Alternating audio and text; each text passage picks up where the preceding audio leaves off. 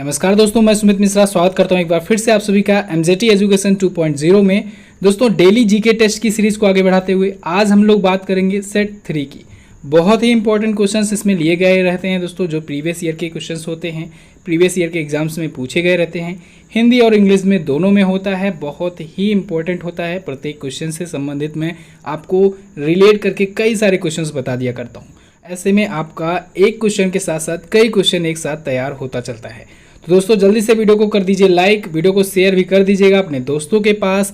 और अगर आपने चैनल को सब्सक्राइब नहीं किया है तो चैनल को सब्सक्राइब कर लीजिए। सबसे पहले ये नया चैनल है दोस्तों, इस पर भी आप लोगों को अपना प्यार दिखाना है। सब्सक्राइब कर लीजिए चैनल को, अपने दोस्तों के पास शेयर कीजिए, ज़्यादा से ज़्यादा शेयर कीजिए। और हाँ, इसकी क्विजेज भी अगले दिन प्रोवाइड की जाती है एमजेटी ऐप पर, तो एमजेटी ऐप को इंस्टॉल कीजिए और बाकी के जो अभी सेट्स आए हुए हैं उनके जा करके क्विज सॉल्व कर लीजिए। ये जैसे ही वीडियो अपलोड होगी नेक्स्ट डे आपको इसकी क्विज मिल जाएगी ऐप पर। चलिए अब ज़्यादा समय न लेते हुए शुरू करते हैं। सबसे पहला क्वेश्चन, ब्रह्म समाज के संस्थापक कौन थे? ब्रह्म समाज के संस्थापक फटाफट कमेंट कीजिए, बताइए कौन थे। तो दोस्तों ब्रह्म समाज की स्थापना 1828 में की गई थी। किसके द्वारा की गई थी? राजा राम मोहन राय। जिन लोगों ने राजा राम मोहन राय जी का नाम बताया बिल्कुल करेक्ट बताया। 1828 में इन्होंने ब्रह्म समाज की स्थापना की थी। अच्छा, इन्होंने ही 1815 में, इससे पहले 1815 में आत्मीय सभा की भी इन्होंने स्थापना की थी। किसकी? आत्मीय सभा की, राजा राम मोहन राय जी ने। दयानंद सरस्वती जी का नाम आया है। दयानंद सरस्वती जी ने किसकी स्थापना की थी? दयानंद सरस्वती जी ने दोस्तों आर्य समाज की स्थापना की थी। आर्य समाज के संस्थापक दयानंद सरस्वती हुए। महात्मा गांधी जी ने किसकी की थी? महात्मा गांधी जी दोस्तों हरिजन सेवक संघ की स्थापना की थी इन्होंने पुणे में, ठीक है। साबरमती आश्रम भी इन्होंने ही स्थापित किया था। कुछ और भी समाज हैं जिनको हम लोग रिवाइज कर लेते हैं। जैसे ब्रह्म समाज तो हो गया, राजा राम मोहन राय जी ने। इसके साथ ही दोस्तों आदि ब्रह्म समाज है, इसी से मिलता जुलता वर्ड है आदि ब्रह्म समाज। इसकी स्थापना 1866 में की गई, 1866 में की गई। देवेंद्र नाथ ठाकुर जी ने की थी, ठीक है। देवेंद्र नाथ ठाकुर जी दोस्तों रविंद्रनाथ टैगोर जी के पिताजी थे, ठीक है। अच्छा, एक और आता है प्रार्थना समाज। प्रार्थना समाज की स्थापना आत्माराम पांडुरंग ने की थी। किसने? आत्माराम पांडुरंग ने प्रार्थना समाज की स्थापना की थी। ओके, तो इस क्वेश्चन से आपको इतना ज़्यादा मिल जाता है। चलिए नेक्स्ट बात करते हैं। मारियाना ट्रेंच किस महासागर में स्थित है? मारियाना ट्रेंच कहाँ पर स्थित है? फटाफट कमेंट कीजिए, बताइए। मारियाना ट्रेंच ये दुनिया पर या पृथ्वी पर कह लें, पृथ्वी पर सबसे गहरा पॉइंट है, सबसे गहरा बिंदु है मारियाना ट्रेंच, जो कि है प्रशांत महासागर में, पैसिफिक ओशियन में। ये है दोस्तों 11,022 मीटर गहरा है ये, ठीक है, समुद्र के अंदर। तो मारियाना ट्रेंच जो है, मारियाना गर्त जिसे कहते हैं, ये सबसे पृथ्वी पर सबसे गहरा बिंदु है। अच्छा, अगर हिंद महासागर में बात की जाए सबसे गहरा पॉइंट, तो वह है सुंडा गर्त, ठीक है। सुंडा गर्त हिंद महासागर में सबसे गहरा बिंदु है। नेक्स्ट, मानव शरीर की सबसे छोटी हड्डी कौन सी है? मानव शरीर की सबसे छोटी हड्डी, बहुत ईजी क्वेश्चन है, आप लोग बचपन से इसको पढ़ते आ रहे हैं। मानव शरीर की सबसे छोटी हड्डी, सबसे बड़ी हड्डी आपको बिल्कुल पता होना चाहिए इसको। जी बिल्कुल, कान में पाई जाने वाली स्टेपीज हड्डी जो होती है दोस्तों, ये मानव के शरीर की सबसे छोटी हड्डी होती है। सबसे बड़ी हड्डी जो फीमर होती है, फीमर जांघ की हड्डी, ये सबसे बड़ी हड्डी होती है मानव शरीर की। मानव शरीर में टोटल हड्डियों की संख्या कितनी होती है? 206। एक पॉइंट यहाँ पर बनता है, बाल्यावस्था में यानी बचपन में जो बच्चे होते हैं उनको दोस्तों 208 हड्डियाँ होती हैं उनके पास, और बाद में वयस्क व्यक्ति के 206 हड्डियाँ होती हैं। ये भी क्वेश्चन कई बार रिपीट हुआ है कि एक बच्चे में कितनी हड्डियाँ होती हैं और एक वयस्क नागरिक में कितनी हड्डियाँ होती हैं। तो क्वेश्चन आपको ध्यान से पढ़ना है और पढ़ करके ही आंसर करना है। हड्डियों के अध्ययन को क्या कहा जाता है? हड्डियों के अध्ययन को ऑस्टियोलॉजी कहा जाता है। क्या? ऑस्टियोलॉजी कहा जाता है। नेक्स्ट, भारतीय विज्ञान संस्थान कहाँ पर स्थित है? Indian institute of sciences. बहुत सारे क्वेश्चन आते रहते हैं करंट अफेयर में, करंट अफेयर में बहुत बार इसको मैं बताया हूँ, इंडियन इंस्टीट्यूट ऑफ साइंसेज। कारण क्या है कि इंडिया के टॉप मोस्ट इंस्टीट्यूट्स में से एक है ये। जब IITs का नंबर आता है उसी के साथ साथ इसका भी नंबर आता है। जब भी कोई वर्ल्ड लेवल पर रैंकिंग जारी होती है तो उसमें एक इंस्टीट्यूट ये भी रहता है, IIS, जो कि है बेंगलुरु में, इंडियन इंस्टीट्यूट्स ऑफ साइंसेज। दोस्तों अगर मैं टॉप 3 की बात करूं तो टॉप 3 में IIT मद्रास है, फिर IIT बॉम्बे, IIT दिल्ली, ये दोनों कंपेरेबल होते रहते हैं, बीच बीच में चेंज होते रहते हैं। इसके बाद IIS बेंगलुरु का ही स्थान आता है, कोई भी रैंकिंग जारी होती है वर्ल्ड लेवल पर तो। नेक्स्ट, थॉमस कप किससे जुड़ा हुआ है, किस खेल से जुड़ा हुआ है? थॉमस कप, थॉमस कप दोस्तों ये बैडमिंटन का कप होता है, टूर्नामेंट होता है थॉमस कप, ठीक है, ये बैडमिंटन से जुड़ा हुआ है। ओके, बैडमिंटन की हमारी इंडिया की स्टार खिलाड़ी कौन हैं? PV सिंधु हैं, साइना नेहवाल वगैरह हैं, ठीक है। PV सिंधु ने वर्ल्ड चैंपियनशिप जीती थी, वर्ल्ड बैडमिंटन चैंपियनशिप जीती थी, जो कि इकलौती भारतीय हैं। भारत के इतिहास में अभी तक वर्ल्ड बैडमिंटन चैंपियनशिप किसी ने भी नहीं जीता था, लेकिन 2019 वाला किसने जीता? PV सिंधु ने। ओके, नेक्स्ट बात करते हैं। अगला, दादा साहब फाल्के पुरस्कार से सम्मानित होने वाले प्रथम व्यक्ति कौन थे? दादा साहब फाल्के पुरस्कार सबसे पहली बार किसे मिला? दादा साहब फाल्के पुरस्कारों की शुरुआत हुई दोस्तों 1969 से, 1969 से, और 1969 में किसे दिया गया था? एक्चुअली में वो महिला थी, देविका रानी, देविका रानी जी को मिला था पहला दादा साहब फाल्के पुरस्कार। दादा साहब फाल्के पुरस्कार जो होता है फिल्म के क्षेत्र का सबसे बड़ा अवार्ड होता है। इसके बाद इनको मिला पृथ्वीराज कपूर जी को, जो कि ए ऑप्शन में आपको दिख रहे हैं, इनको 1971 में मिला था, ठीक है। अच्छा, एक पॉइंट और याद रखिएगा, अभी जो लास्ट वाला मिला है दादा साहब फाल्के पुरस्कार वो अमिताभ बच्चन जी को मिला है, ठीक है। 50वां वो संस्करण था, 50वां दादा साहब फाल्के पुरस्कार जो है वो दिया गया अमिताभ बच्चन जी को। एक और इंटरेस्टिंग पॉइंट या इंटरेस्टिंग संयोग कहें, 50 साल पूरे हुए थे अमिताभ बच्चन जी को फिल्म इंडस्ट्री में, तो ये भी वहाँ से आप लोग याद कर सकते हैं कि 50 साल उनको फिल्म इंडस्ट्री में पूरे हुए और 50वां दादा साहब फाल्के पुरस्कार भी वो पाए। ओके, नेक्स्ट बात करते हैं। चेचक किस वायरस के कारण होता है? चेचक के वायरस का नाम आपको बताना है। चेचक आप लोग सुने होंगे, चिकन पॉक्स, किस वायरस के कारण होता है? तो दोस्तों वेरिसेला वायरस, चेचक के वायरस का नाम है वेरिसेला। क्या? वेरिसेला। नेक्स्ट बात करते हैं, कीमोथेरेपी किस रोग के उपचार के लिए दी जाती है? कीमोथेरेपी, ये बड़ा इंपॉर्टेंट क्वेश्चन है। कीमोथेरेपी, कीमोथेरेपी दोस्तों कैंसर के उपचार में की जाती है, यूज की जाती है, ठीक है। कैंसर जब हो जाता है तो वहाँ पर कीमोथेरेपी की जाती है। कीमोथेरेपी में क्या होता है? बेसिकली इसमें दोस्तों जो मरीज होते हैं उनको इलेक्ट्रिक शॉक दिया जाता है, और उससे इलेक्ट्रिक शॉक देने से जो सेल्स होते हैं वो सेल्स नष्ट हो जाते हैं, तो यही कीमोथेरेपी कहलाती है। कैंसर के उपचार में किया जाता है। अच्छा, कैंसर से एक और क्वेश्चन बनता है कि कैंसर का रोग कैसे होता है, किसे कहते हैं कैंसर का रोग? तो दोस्तों जब जो कोशिकाएं होती हैं मानव शरीर की, वो जब अनकंट्रोलेबल तरीके से बढ़ने लगती हैं, यानी अनियंत्रित रूप से बढ़ने लगती हैं, तो फिर उसे कैंसर हो जाता है, उसे कैंसर कहा जाता है, ठीक है। तो मनुष्य के शरीर का किसी भी अंग की जो कोशिकाएं हैं वो अगर जो सेल्स हैं वो अनकंट्रोलेबल तरीके से बढ़ने लगती हैं तो ही उसे कैंसर कहा जाता है, ठीक है। नेक्स्ट बात करते हैं, श्रवणबेलगोला कहाँ पर स्थित है? श्रवणबेलगोला ये दोस्तों भारत के प्राचीन इतिहास से संबंधित है, समझ लीजिए जैन धर्म से, ठीक है। जैन धर्म बौद्ध धर्म के टाइम से था, ये जैन धर्म से संबंधित है बेसिकली। श्रवणबेलगोला कहाँ पर स्थित है? ये दोस्तों कर्नाटक में स्थित है। श्रवणबेलगोला कर्नाटक में है। आपको याद होगा इतिहास अगर आप पढ़े होंगे, चंद्रगुप्त मौर्य जी यहीं पर तो जाकर के समाधि लिए थे श्रवणबेलगोला मंदिर में, ठीक है। वहाँ पर उन्होंने उपवास रख करके समाधि ली थी। ओके, नेक्स्ट बात करते हैं। अगला MS ऑफिस है एक। MS ऑफिस क्या है? कोडिंग भाषा है, ऑपरेटिंग सिस्टम सॉफ्टवेयर है, या एप्लीकेशन सॉफ्टवेयर है, या फिर सिस्टम सॉफ्टवेयर है? तो MS ऑफिस दोस्तों देखिएगा एक एप्लीकेशन सॉफ्टवेयर है। एप्लीकेशन सॉफ्टवेयर है, ये सिस्टम सॉफ्टवेयर नहीं है। सिस्टम सॉफ्टवेयर क्या होते हैं? ऐसे सॉफ्टवेयर जो आपके सिस्टम में इनबिल्ट आते हैं, यानी कि जब आप मोबाइल लेते हो या लैपटॉप लेते हो तो कुछ ऐसे एप्लीकेशन, कुछ ऐसे सॉफ्टवेयर होते हैं जिन्हें आप अनइंस्टॉल भी नहीं कर सकते हो, ना ही उसको डिसेबल कर सकते हो। फॉर एग्जांपल आपके मोबाइल में जैसे हो गया आपका कैलकुलेटर समझ लीजिए, या कॉल समझ लीजिए, या फिर कॉन्टैक्ट समझ लीजिए।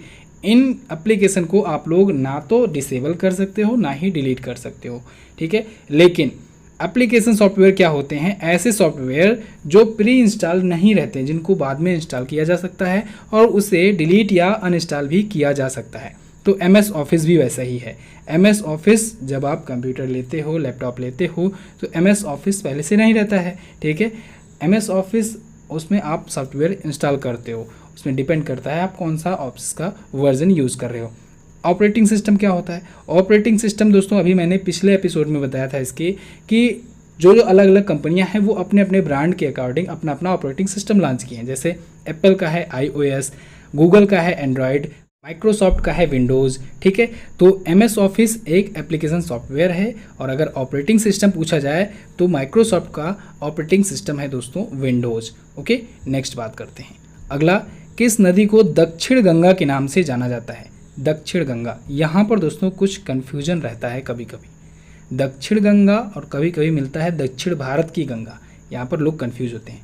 तो ध्यान से देखिएगा, दक्षिण गंगा कहते हैं गोदावरी नदी को, गोदावरी नदी को दक्षिण गंगा कहते हैं। लेकिन अगर आपसे दक्षिण भारत की गंगा के बारे में पूछा जाए तब आप बताएंगे कावेरी नदी, ठीक है। अच्छा, आपसे एक क्वेश्चन और पूछा जा सकता है, प्रायद्वीप भारत की सबसे लंबी नदी कौन सी है? तो वो है गोदावरी। गोदावरी नदी दोस्तों गंगा के बाद दूसरी सबसे पवित्र नदियों में से एक मानी जाती है गोदावरी नदी, ठीक है। ये नासिक के पास त्र्यंबक गांव से निकलती है महाराष्ट्र में, और उसके बाद ये बंगाल की खाड़ी में जाकर के गिरती है। ओके, तो दक्षिणी गंगा किसे कहते हैं? गोदावरी नदी को। नेक्स्ट, स्वतंत्रता सेनानी भगत सिंह को किस वर्ष फांसी दी गई? तो दोस्तों भगत सिंह जी को फांसी दी गई थी 1931 में। कब? 1931 में। भगत सिंह जी को, राजगुरु जी को और सुखदेव जी को, इन तीनों को 23 मार्च की डेट थी 1931 को फांसी दी गई है, ठीक है। लाहौर षड्यंत्र केस में इनको दिया गया था फांसी, ठीक है। अगला, भूकंप आने का कारण क्या होता है? भूकंप क्यों आता है? तो दोस्तों भूकंप तब आता है जब पृथ्वी की जो टेक्टोनिक प्लेट्स हैं उसमें उथल पुथल होता है। टेक्टोनिक प्लेट्स या विपवर्तनिकी प्लेट कहा जाता है। तो जब टेक्टोनिक प्लेट्स जो होती हैं वो हिलती डुलती हैं, उनमें कुछ दबाव पड़ता है, प्रेशर पड़ता है, तभी ये भूकंप का रूप लेती हैं, ठीक है। तो भूकंप कैसे एनालिसिस किया जाता है, कैसे पता लगाया जाता है? तो दोस्तों इसका एनालिसिस ग्राफीय मेथड से किया जाता है, और इस ग्राफीय एनालिसिस को, ग्राफीय स्टडी को सिस्मोलॉजी कहा जाता है। क्या कहा जाता है? सिस्मोलॉजी, ठीक है। सिस्मोलॉजी कहा जाता है भूकंप के अध्ययन को। अच्छा, भूकंप से रिलेटेड 2 पॉइंट और जानिए। मान लीजिए कि कोई भूकंप है, ठीक है, भूकंप जहाँ पर आना है, मैंने आपको बताया टेक्टोनिक प्लेट्स में पृथ्वी के अंदर जब उथल पुथल होता है, वहाँ पर प्रेशर बढ़ता है, तभी होता है, भूकंप का रूप लेता है। मान लीजिए यहाँ पर है, ये केंद्र बिंदु है, यहाँ पर प्लेट्स में कुछ उथल पुथल हुआ टेक्टोनिक प्लेट्स में, तो यहाँ से जस्ट ऊपर जो सबसे ज़्यादा प्रभाव दिखाई देगा जिस केंद्र पर, जिस बिंदु पर, इसे कहा जाता है एपी सेंटर। और जहाँ से निकला हुआ है, यानी जहाँ पर इसका फोकस है, मध्य बिंदु है, उसे फोकस कहते हैं और इसे एपी सेंटर कहते हैं। ये दोनों वर्ड भी पूछा जाता है। एपी सेंटर या अधिकेंद्र उसे कहते हैं जो केंद्र से सबसे लंबवत दूरी होती है पृथ्वी पर, ठीक है, सतह पर, जहाँ पर सबसे ज़्यादा प्रभाव देखने को मिलता है, उसे अधिकेंद्र या एपी सेंटर कहते हैं। और जहाँ से निकला रहता है उसे फोकस या केंद्र बिंदु कहते हैं। क्लियर? नेक्स्ट, क्लाउड कंप्यूटिंग क्या है?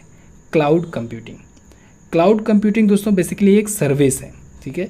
ये सर्विस ऐसा है, क्लाउड कंप्यूटिंग, आप लोग इसके अर्थ से समझिए। क्लाउड मतलब होता है बादल, कोई ऐसा चीज़, कोई ऐसा एक तंत्र फैला देना जो बेसिकली दोस्तों आपके पूरे के पूरे सिस्टम को आसान बना दे। इसमें कई तरह की सर्विसेज होती हैं, ठीक है। इसका आजकल जो भी छोटे से लेकर के बड़े बिजनेस हैं सब आजकल इसका यूज़ कर रहे हैं। इसका स्टोरेज में भी यूज़ किया जा सकता है, ठीक है, नेटवर्किंग में भी किया जाता है और बिजनेस मॉडल में फैलाने में किया जाता है। तो क्लाउड कंप्यूटिंग जो है धीरे धीरे बहुत ही व्यापक स्तर पर यूज किया जा रहा है। अब सब ने अपना अपना क्लाउड कंप्यूटिंग लॉन्च करना शुरू कर दिया है, क्लाउड कंप्यूटिंग सर्विस देना शुरू कर दिया है, चाहे वो गूगल क्लाउड हो, माइक्रोसॉफ्ट का हो, फेसबुक का हो, सब ने अपना अपना गूगल क्लाउड सर्विस देना शुरू कर दिया है। तो बेसिकली ये एक सर्विस है, ठीक है, क्लाउड कंप्यूटिंग। नेक्स्ट, एक विंडोज़ कीबोर्ड पर कौन सा बटन चल रहे प्रोग्राम के सहायता पेज को, सहायता पृष्ठ को खोलता है, यानी हेल्प पेज को खोलता है? अब देखिए ये बहुत ही ईजी है। हेल्प पेज को कौन सा बटन खोलता है कीबोर्ड पर?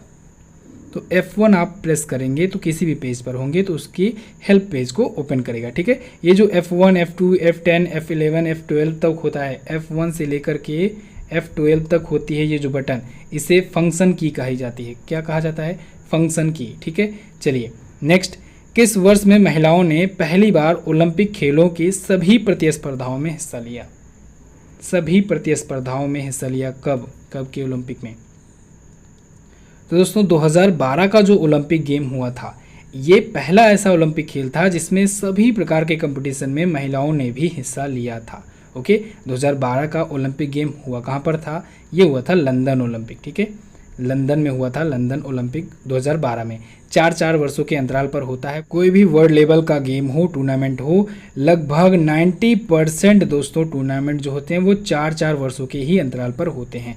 चाहे वो फीफा वर्ल्ड कप हुआ, क्रिकेट वर्ल्ड कप हुआ, या फिर ओलंपिक हुआ, या जो भी आप ले लीजिए। ठीक है, कुछ 1-2 होते हैं जो एक्सेप्शंस वगैरह होते हैं वर्ल्ड लेवल के टूर्नामेंट। ठीक है, जैसे शूटिंग वगैरह में हो गया, ये तो एक वर्ष में भी कई बार हो जाते हैं। बाकी सभी जो हैं वो 4-4 वर्षों के अंतराल पर होते हैं। तो 2012 में हुआ लंदन ओलंपिक, फिर 2016 में हुआ इसका अगला संस्करण Rio Olympic, Rio de Janeiro Brazil में हुआ। इसके बाद 2020 का होना था, 2020 का टोक्यो में होना था जी, लेकिन क्या हुआ, यहाँ पर कोरोना वायरस की वजह से टाल देना पड़ा इसको। अब ये 2021 में होगा, 2021 में होगा, लेकिन कहा जाएगा टोक्यो ओलंपिक 2020 ही। नाम याद रखिएगा, नाम इसका टोक्यो ओलंपिक 2020 ही होगा। 2012 में हुआ था लंदन में, इससे पहले कहाँ हुआ था? इससे पहले 2008 में हुआ था और बीजिंग में हुआ था, चीन में हुआ था। नेक्स्ट, ब्रह्मपुत्र नदी निम्न में से किस देश से होकर के प्रभावित नहीं होती है? किस देश से होकर के बहती नहीं है ब्रह्मपुत्र नदी? बहुत ईजी क्वेश्चन है। बांग्लादेश में तो आती ही है, भारत में भी आती है, चाइना से भी निकलती है, तिब्बत से निकलती है, तिब्बत चाइना में ही है। तिब्बत, चाइना, बांग्लादेश, भारत यहाँ हो गया। नेपाल एक ऐसी कंट्री है जहाँ पर ब्रह्मपुत्र नदी नहीं होकर के प्रवाहित होती। ठीक है, यहाँ से नहीं गुजरती है। ब्रह्मपुत्र नदी दोस्तों भारत की सबसे चौड़ी नदी है। एक्चुअली में होता क्या है, ब्रह्मपुत्र नदी जब भारत के असम में पहुँचती है, अरुणाचल प्रदेश से होकर के इंटर करती है, असम में जब ये पहुंचती है तो ये इतनी चौड़ी हो जाती है कि यहाँ पर बीच में नदियों पर ही द्वीप बन जाते हैं छोटे छोटे। इसकी चौड़ाई मैक्सिमम 8 किलोमीटर तक हो जाती है, 8 किलोमीटर चौड़ी हो जाती है। इसी वजह से भारत की सबसे चौड़ी नदी ब्रह्मपुत्र नदी को ही माना जाता है। और नदी द्वीप के बारे में बात करें तो नदियों पर बना द्वीप माजुली द्वीप है एक, कई द्वीप हैं उसमें एक माजुली द्वीप है जो कि दुनिया का सबसे बड़ा नदी द्वीप है। कहाँ पर है? असम में है, ब्रह्मपुत्र नदी पर। जब ब्रह्मपुत्र नदी बेसिन से बहुत से रिलेटेड क्वेश्चन आया करते हैं रेगुलरली करंट अफेयर में, मैं आपको बताता हूँ। आपको देखिए एक बार क्वेश्चन मिला था बोगीबील ब्रिज, बहुत ही इंपॉर्टेंट, भारत का सबसे बड़ा रेल रोड ब्रिज, वो भी ब्रह्मपुत्र नदी पर ही है। एक अभी हाल फिलहाल में चर्चे में आया था एक क्वेश्चन कि कुछ वैज्ञानिकों ने, कुछ रिसर्चर्स की टीम ने पाया कि ब्रह्मपुत्र नदी का बेसिन जो है वहाँ पर ओजोन की मात्रा में कमी है। ठीक है, ओजोन के कंसंट्रेशन में कमी है। तो ये भी एक क्वेश्चन बनता है करंट अफेयर से, आपको याद रखना है। वैसे मैं आपको ब्रह्मपुत्र नदी तंत्र, गंगा नदी तंत्र और सिंधु नदी तंत्र, इन तीनों पर वीडियो दे चुका हूँ। आप लोग क्या कीजिएगा, जाइएगा प्लेलिस्ट में, वहाँ पर जियोग्राफी की प्लेलिस्ट होगी, उसमें दोस्तों नदियों से रिलेटेड और भी बहुत सारे जियोग्राफी से रिलेटेड वीडियोस आपको मिल जाएंगी। सभी वीडियोस को देख डालिए। अब आप जीके टेस्ट रोजाना लगाते हो तो आपका जीके तैयार करना मेरी जिम्मेदारी है। करंट अफेयर तो आपको सुबह तैयार कराता ही हूँ, अब से डेली आपको जीके जीएस भी तैयार कराया करूँगा। आपको क्या करना है, हमारे साथ जुड़े रहना है, रेगुलर रहना है। जैसे मैं रेगुलरली आपको वीडियो प्रोवाइड करता हूँ, ऐसे ही आपको भी रेगुलरली टाइम निकाल करके वीडियो देख लेनी है। आपके लिए सिर्फ 15 से 20 मिनट ही लगेगा, लेकिन आप लोग यकीन नहीं मानेंगे, इस वीडियो को बनाने में 3 से 4 घंटे लगते हैं। तो उस 3 से 4 घंटों की मेहनत आपके लिए जो की जा रही है, आप अगर 15 से 20 मिनट की या 30 मिनट का टाइम निकाल करके रिस्पांस अच्छा देंगे तो मुझे भी मोटिवेशन मिलता रहेगा। अगर आप लोग लाइक और शेयर करते रहेंगे और वीडियो को ज़्यादा से ज़्यादा लोगों तक पहुंचाते रहेंगे तो इस वजह से आप लोग को भी रेगुलर होना है। अपने दोस्तों को भी बुलाइए दूसरे चैनल से, क्योंकि ये नया चैनल है, इसको सब्सक्राइब कीजिए। इस पर ये डेली जीके का टेस्ट आता है शाम को, सुबह में आपको मॉर्निंग में मेन वाले चैनल पर आपको करंट अफेयर मिलती है। तो दोनों वीडियोस को जरूर देखा कीजिए। चलिए अगला क्वेश्चन देखते हैं। निम्नलिखित मस्जिदों में से किसका निर्माण मुगल सम्राट शाहजहां द्वारा कराया गया था? शाहजहां ने निम्न में से किस मस्जिद का निर्माण कराया था? तो दोस्तों अगर आपने लगाया है जामा मस्जिद तो बिल्कुल करेक्ट लगाया है। भारत में जो भी बड़े बड़े स्थापत्य कला हैं दोस्तों, उसका मुगल सम्राट शाहजहां ने ही निर्माण कराया था। ठीक है, चाहे वो आगरे का ताजमहल हो, चाहे वो जामा मस्जिद हो। ठीक है, जामा मस्जिद दिल्ली में है, ये भारत का सबसे बड़ा मस्जिद है, इसका निर्माण शाहजहां ने कराया। अब देखिए बादशाही मस्जिद है लाहौर में, इसको किसने बनवाया था? तो इसको दोस्तों औरंगजेब ने बनवाया था। किसने? औरंगजेब ने बादशाही मस्जिद का निर्माण कराया था। इसके साथ ही एक है किला ए कुहना मस्जिद। किला ए कुहना मस्जिद जो दिल्ली में है, इसका निर्माण दोस्तों शेरशाह सूरी ने कराया था। किसने? शेरशाह सूरी ने। इन पर वीडियो मैं दे चुका हूँ। आपको बाबर पर वीडियो मिल गई है, उस पर 1 मिलियन प्लस व्यू हो चुके हैं। हुमायूं पर वीडियो मिल चुकी है, इस पर भी 4-5 लाख व्यू हो चुके हैं। और शेरशाह सूरी पर भी वीडियो आपको मिल चुकी है। ये सभी वीडियो दोस्तों बहुत ही टॉप क्वालिटी की वीडियो हैं हमारे चैनल पर, आप जा कर के देख सकते हैं, मिलियंस में व्यू हुए हैं। तो एक्चुअली में टाइम मिल नहीं पाता है स्टैटिक जीके का, क्योंकि उस टाइप की वीडियो बनाने में बहुत ज़्यादा एडिटिंग में समय लग जाता है, तो इस वजह से उस टाइप की वीडियो नहीं मिल पाती है, बन पाती है। लेकिन अगर आप लोगों की ऐसी ही डिमांड बढ़ती रही तो मुझे बनाना पड़ेगा ही। नेक्स्ट, निम्नलिखित में से कौन सा जल प्रदूषण का कारण नहीं है? जल प्रदूषण का कौन सा कारण नहीं हो सकता है? समुद्री डंपिंग बिल्कुल हो सकता है कारण। घर का कचरा ये भी कारण है। तट पर मछली पकड़ना ये कोई कारण नहीं हुआ समुद्री जल प्रदूषण का, ठीक है। तेल फैलना ये भी कारण है, तेल फैलने से बिल्कुल होता है जल प्रदूषण। अभी आपको याद होगा एक घटना सामने आई थी मॉरिशस से। मॉरिशस ने जब आपातकालीन घोषित कर दी थी, स्थिति इमरजेंसी की घोषणा कर दी थी, वहाँ पर जापान का एक जहाज़ जा रहा था, उसके वो तेल का जहाज़ था, बेसिकली तेल का टैंकर लेकर के जा रहा था, उसमें लीक हो गया था और पूरा ऑयल जो है वो फैल गया था उसके तटों पर और पूरा का पूरा पानी काला पड़ गया था। तो तेल से भी जल प्रदूषण होता है। तट पर मछली पकड़ने से कोई भी जल प्रदूषण नहीं होता है। मछली पकड़ने में कौन सा जल प्रदूषण, ठीक है।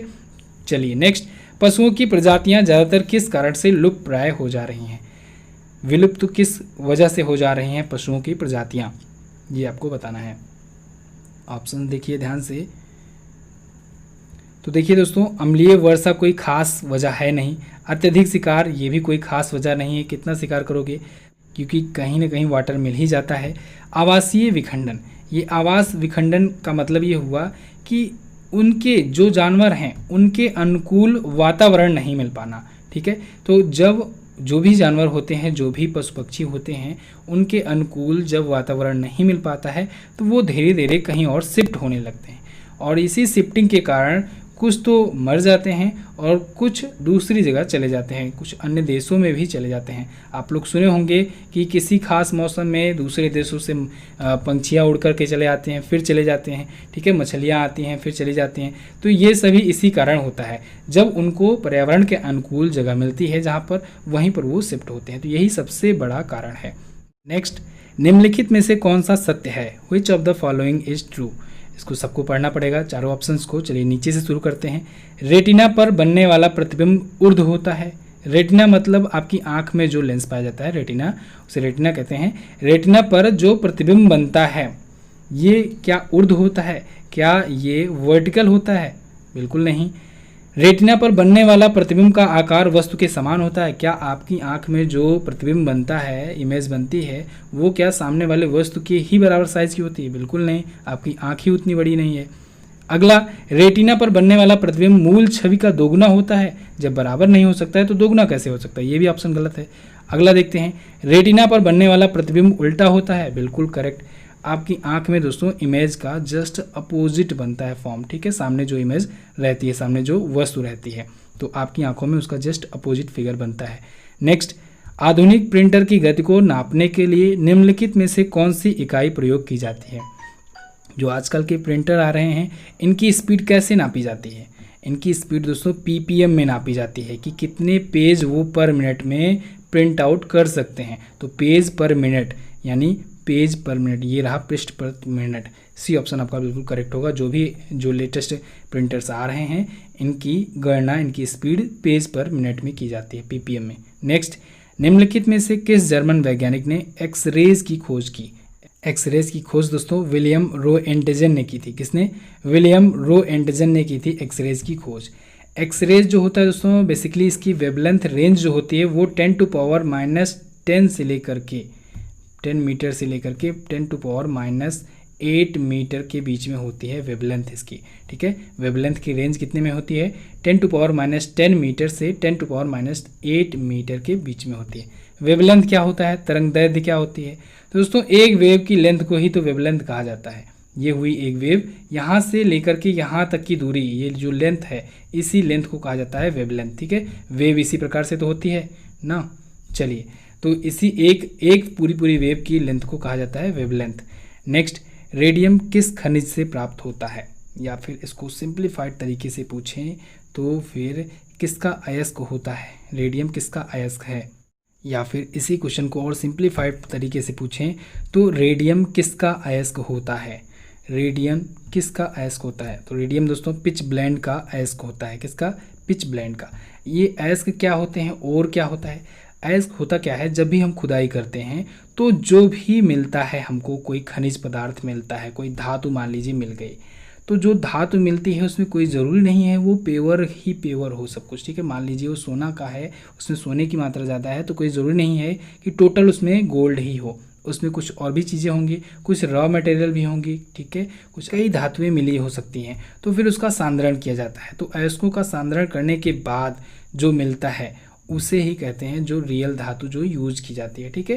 तो ऐसे ही रेडियम जो है इसके अयस्क का नाम होता है पिच ब्लेंड, तो पिच ब्लेंड निकलता है, वहाँ से रेडियम निकाला जाता है, ठीक है। नेक्स्ट, मानव शरीर में मौजूद निम्नलिखित कोशिकाओं में से किसमें माइटोकॉन्ड्रिया नहीं पाई जाती है, किस प्रकार के सेल्स में माइटोकॉन्ड्रिया नहीं पाई जाती है। बिल्कुल इजी क्वेश्चन है। रेड ब्लड सेल्स जो होते हैं आरबीसी में दोस्तों माइटोकॉन्ड्रिया नहीं पाया जाता है, ठीक है, आरबीसी में। तो ए ऑप्शन आपका बिल्कुल करेक्ट होगा। नेक्स्ट, निम्नलिखित भारतीय राज्यों में से किसमें केसर की खेती की जाती है, ये तो आपको बिल्कुल पता ही होना चाहिए। केसर की खेती कहाँ पर की जाती है सबसे ज़्यादा, तो देखिएगा दोस्तों केसर की खेती जम्मू कश्मीर में की जाती है। जम्मू कश्मीर का केसर पूरे भारत में ही नहीं पूरे दुनिया में फेमस है, सबसे महंगा सबसे ज़्यादा क्वालिटी वाला केसर जम्मू कश्मीर में ही होता है। और अभी हाल ही में ये करंट अफेयर में चर्चे में इसलिए आया था क्योंकि इसको जीआई टैग दिया गया था। जीआई टैग यानी जियोग्राफिकल इंडिकेशन टैग। तो जम्मू कश्मीर का केसर है, जम्मू कश्मीर में केसर की ज़्यादा खेती होती है। अगला, वैज्ञानिक नाम होमो सेपियंस का क्या अर्थ होता है। होमो सेपियंस आप सभी को पता है, हम सभी लोग होमो सेपियंस मानव हैं। तो होमो सेपियंस का क्या अर्थ होता है, होमो सेपियंस का अर्थ होता है बुद्धिमान आदमी, हम सभी लोग बुद्धिमान हैं, होमो सेपियंस हैं, ठीक है। अगला है, भारत के प्रधानमंत्री पद हेतु नामित किए जाने के लिए एक व्यक्ति की न्यूनतम आयु कितनी होनी चाहिए, यानी अगर कोई प्राइम मिनिस्टर बनना चाहता है, नॉमिनेशन करता है, तो मिनिमम उसकी एज कितनी होनी चाहिए। अब ऑप्शन पर ध्यान दीजिए। 25 वर्ष यदि वह राज्यसभा का सदस्य है, बिल्कुल नहीं, क्योंकि राज्यसभा का सदस्य होने के लिए मिनिमम आपको 30 वर्ष होना जरूरी है। 25 वर्ष यदि वह लोकसभा का सदस्य है, बिल्कुल सही, लोकसभा का सदस्य हो और 25 वर्ष की आयु हो मिनिमम, तो वो प्रधानमंत्री के लिए नॉमिनेशन कर सकता है। तो बी ऑप्शन आपका बिल्कुल करेक्ट होगा। अब देखिए दोस्तों, प्राइम मिनिस्टर कौन होता है। प्राइम मिनिस्टर दोस्तों बहुमत दल के नेता को कहते हैं, ठीक है। बहुत लोग कंफ्यूज होकर के ये लगा के आते हैं ऑप्शन में कि लोकसभा के अध्यक्ष को कहा जाता है प्राइम मिनिस्टर, उसे प्रधानमंत्री बनाया जाता है, बिल्कुल नहीं। लोकसभा एक संसद का सदन है, इसमें सभी पार्टियों के सदस्य होते हैं, ठीक है। कुछ कुछ सीटें तो सभी पार्टियां जीतती हैं ना, तो सभी पार्टियों के सदस्य लोकसभा में बैठते हैं, ऐसे ही राज्यसभा में भी बैठते हैं। तो लोकसभा में जो सभी पार्टियों के सदस्य होते हैं उसमें एक पार्टी की बहुमत होगी, अगर बहुमत नहीं भी है तो गठबंधन होगा जिसकी सरकार होनी होगी, यानी कि बहुमत वाली पार्टी के नेता को ही प्रधानमंत्री बनाया जाता है, चुना जाता है, ठीक है। तो लोकसभा में बहुमत दल का नेता ही प्रधानमंत्री बनता है, इसको ध्यान रखिएगा। नेक्स्ट, जलियांवाला बाग हत्याकांड का आदेश किसने दिया था, ये भी आपको पता होना चाहिए। जलियांवाला बाग हत्याकांड कब हुआ था, ये 13 अप्रैल 1919 को हुआ था। जलियांवाला बाग हत्याकांड, कर्नल रेजिनाल्ड डायर थे, इन्होंने गोलियां चलवा दी थी, ठीक है, अंधाधुंध गोलियां चलवा दी थी। इस हत्याकांड में दोस्तों हज़ारों लोग मारे गए थे, भारत के हज़ारों स्वतंत्रता सेनानी मारे गए थे। अच्छा दोस्तों, जलियांवाला बाग हत्याकांड जब हुआ इसके बाद महात्मा गांधी ने कैसरे हिंद की उपाधि लौटा दी थी। इसके बाद ही दोस्तों रविंद्रनाथ टैगोर ने नाइटहुड की उपाधि लौटा दी थी, ठीक है, जलियांवाला बाग हत्याकांड के बाद। और जनरल डायर जो थे इनको ऊधम सिंह ने 1940 में जाकर के मारा, लंदन में, ठीक है, 1940 में, इसको भी याद रखेंगे आप। नेक्स्ट बात करते हैं, बाह्य अंतरिक्ष में यात्रा करने वाला प्रथम मानव कौन था।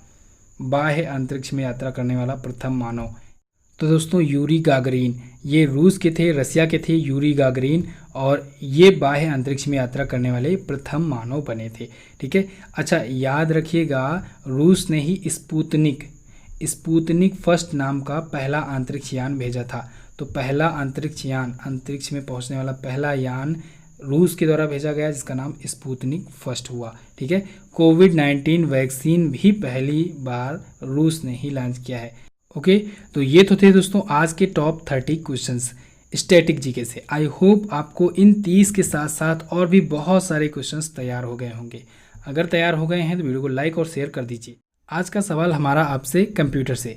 कंप्यूटर में बताइए आप लोग कि अगर हम लोग कमांड CTRL+Y डालते हैं तो फिर क्या होता है। ठीक है, इसका क्या मतलब होता है Ctrl+Y का, तो आप लोग कमेंट करके बताइए। साथ ही में वीडियो को दोस्तों शेयर कर दीजिएगा अपने दोस्तों के पास। आई होप आपने वीडियो को लाइक कर दिया होगा। चैनल पर नए आए हो तो सब्सक्राइब भी कर दिए होंगे। वीडियो पूरा देखने के लिए बहुत बहुत धन्यवाद दोस्तों। मिलते हैं नेक्स्ट एपिसोड में, तब तक के लिए नमस्कार, जय हिंद, वंदे मातरम।